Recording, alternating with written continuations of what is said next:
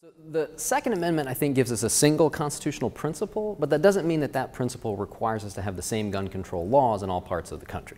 In fact, I think the Second Amendment allows us, permits us to retain the long-standing and sensible tradition of regulating guns differently in urban and in rural areas. And that's not the same thing as saying that there are different rules in different places. It's just the same thing as saying that a rule, universally applied, may have different applications in different places. So take a rule like gun control is constitutional if it is longstanding and traditional. I think that's basically what the Supreme Court was saying in Heller. Well, that rule is going to cash out differently in urban and rural areas because when you look at the tradition, you find that historically we have consistently regulated guns more stringently in cities than in rural areas.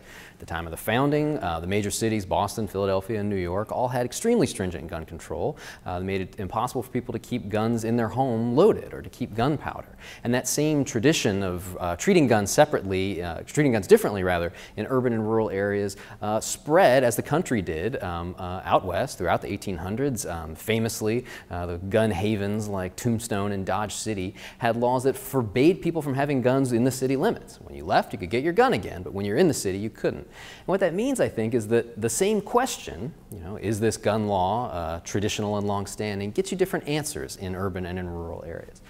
The same thing happens if you take a principle like gun control is constitutional if it is justified, sufficiently justified in light of the burden it imposes on a protected right. That's basically what Justice Breyer was articulating in his opinion in Heller and what a lot of courts of appeals have been applying since Heller.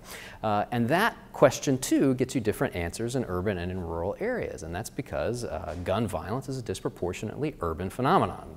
The rate of gun murders, gun homicides, is roughly double in urban areas what it is in rural areas. So when you do that interest balancing analysis, you get different answers in cities than you get in rural areas. And again, that means taking the same principle and finding that it leads you to different conclusions in different places. And so the Second Amendment, I think, allows us to keep this long-standing and extremely sensible tradition of treating guns differently in cities and in rural areas.